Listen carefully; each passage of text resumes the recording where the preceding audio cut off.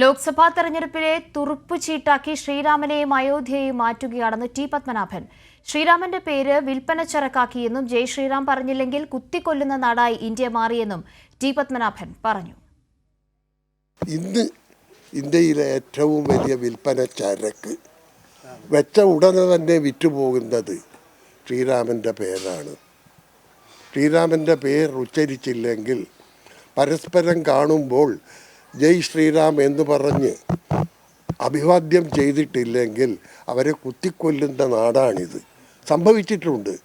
സംഭവിച്ചിട്ടുണ്ട്. ഇനി അത് വർദ്ധിക്കാനാണ് എല്ലാവിധ ചാൻസുകളും. അത് വർദ്ധിക്കാനാണ്.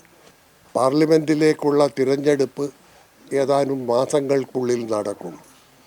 അന്നത്തെ ഏറ്റവും വലിയ തുറുപ്പ് ചീട്ട് ഈ ശ്രീരാമൻ്റെ പേരും അയോധ്യയിലെ ക്ഷേത്രവുമായിരിക്കും.